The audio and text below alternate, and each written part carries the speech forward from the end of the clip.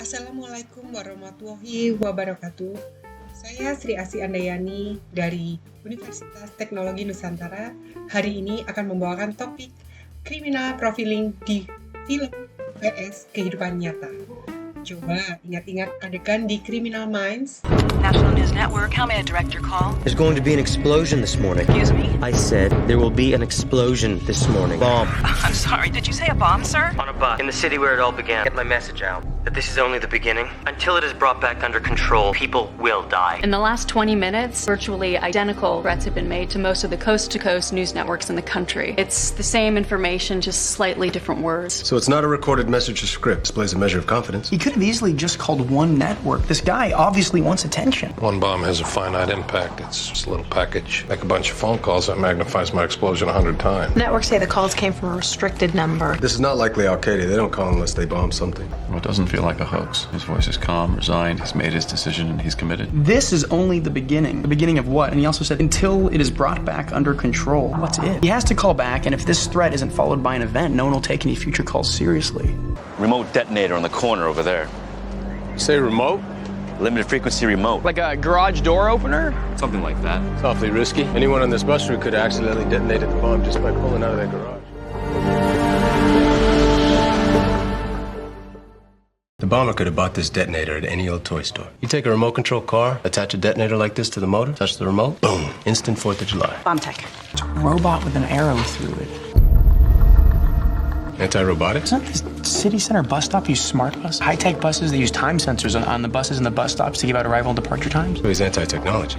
Maybe. Cafe was attacked. Someone created floppy disk bombs that went off in 4 of the computers. No one was injured. Who uses floppy disks anymore? That was the point of the attack. They left a note. Ultimately, you'll be as obsolete as your graveyard technology. FFT Brigade. Not very artistic drawing of a robot with an arrow through it. You know, Seattle's the birthplace of some of the most cutting-edge technology in the world. Where it began. We believe the unsub resides in Seattle. All of the attacks, most of which have just involved property damage, have taken place here, and the timing and location indicate knowledge of the area. Even though he escalated to a lethal bombing today, we don't believe that that was necessarily his intention. In fact, anyone not directly next to the device received minor injuries. So we think fear may have been the larger motive. Sub is male. He lives alone. He's possibly self-employed. He's highly organized, meticulous, very smart. Seems odd to those who know him. Angry, distant, prone to sudden violent rage. This is not the kind of guy whose neighbors will be surprised to find out what he's arrested for. This guy's neighbors will have no trouble believing it. Targets appear to be technology, but not the high-tech variety. The kind of technology we're surrounded by. In a city the size of Seattle, we're talking 10,000 possible targets. Profiler datang ke TKP. Lihat-lihat 5 menit, lalu bilang pelakunya laki-laki, usia 30-an, tinggal sendirian. Keren kan? Nah, yang kita mau jawab hari ini cuma satu. Di dunia nyata, beneran bisa gitu atau enggak? Makanya kita belajar hari ini. Oke?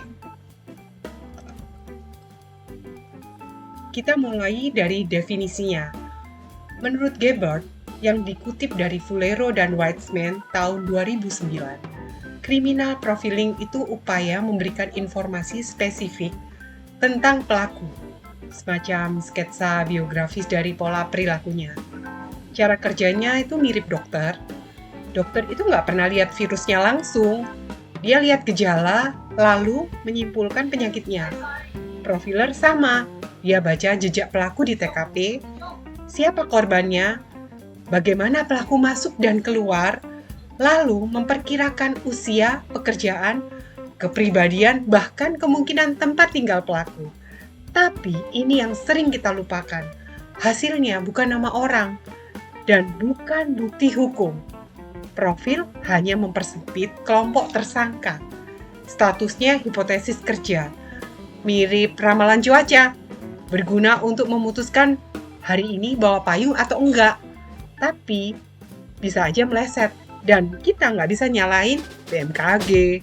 Itu kan? Ada 3 pendekatan profiling. Fullero dan Weitzman membahas 3 pendekatan utama. Yang pertama, crime scene analysis dari FBI yang membaca TKP untuk mengklasifikasi pelaku organized atau disorganized. Kedua, investigatif psikologi dari David Chanter yang mengandalkan statistik. Ketiga, geografi profiling yang membaca peta lokasi kejahatan untuk menebak area tinggal pelaku. Gampangnya, bayangkan 3 orang menilai masakan yang sama. Koki menilai pakai intuisi dan jam terbang, itu FBI. Ahli gizi menilai pakai data dan takaran, itu cantel. Yang ketiga, nebak letak dapurnya dari asal bahan-bahannya, itu geographic profiling. Objeknya satu, kacamatanya beda, tapi asumsi dasarnya sama. Cara orang berbuat jahat mencerminkan siapa dirinya.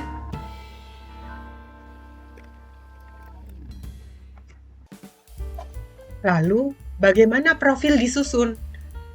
FBI memakai 6 tahap, dan yang paling gampang dibayangkan seperti memasak. Tahap 1, kumpulkan bahan, foto TKP, lapor polisi, otopsi, data korban.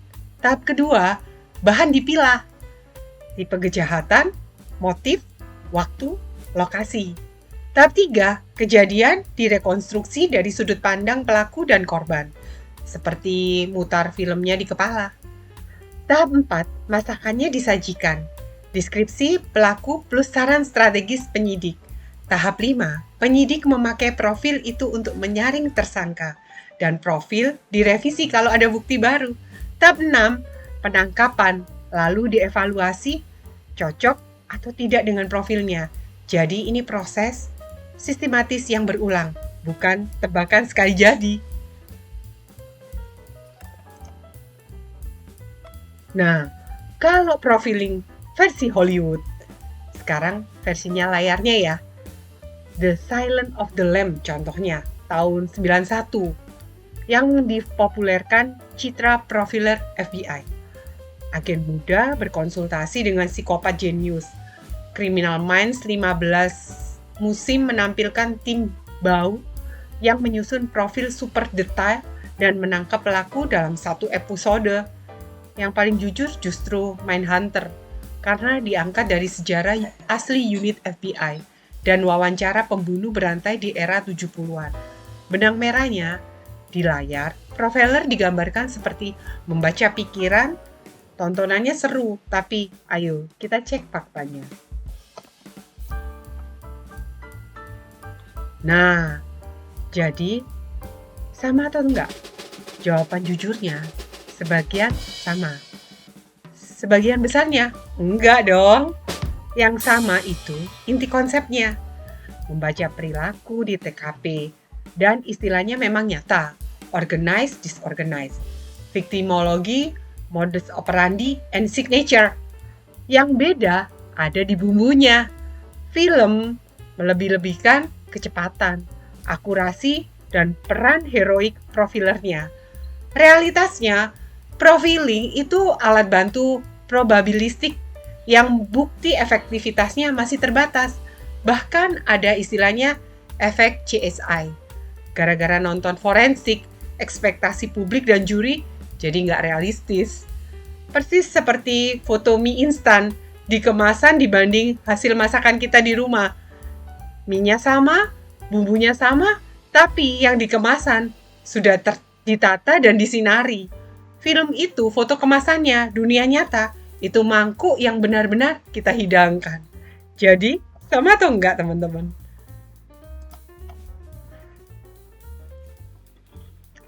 Jadi, kita rangkum ya. 1. Profiling menyimpulkan karakteristik pelaku dari bukti perilaku. Dan hasilnya, hipotesis bukan kepastian. 2. Ada 3 pendekatan utama versi Fullero dan Weitzman. 3. Konsep di film memang nyata, tapi kecepatan dan akurasinya didramatisasi habis-habisan. 4. Riset seperti Snook tahun 2008 dan Fox Farrington 2018 menunjukkan efektivitasnya terbatas. Jadi, harus terus dibangun di atas bukti empiris. 5. Sebagai calon sarjana psikologi, sikap kita seimbang aja. Hargai profiling sebagai alat bantu, tapi tetap kritis pada citra ajaibnya. Nonton filmnya boleh, asal tahu mana panggung, mana kenyataan. Demikian sekilas presentasi dari saya. Semoga setelah ini, tiap kita nonton Profiler, menebak pelaku dalam 5 menit, kita bisa tersenyum dan bilang, seru. Tapi aslinya nggak gitu. Referensi lengkap ada di layar. Saya buka sesi tanya jawab. Silakan ketik jika ingin bertanya dan saya akan menjawabnya kemudian. Terima kasih. Mohon maaf bila ada kekurangan. Wassalamualaikum warahmatullahi wabarakatuh.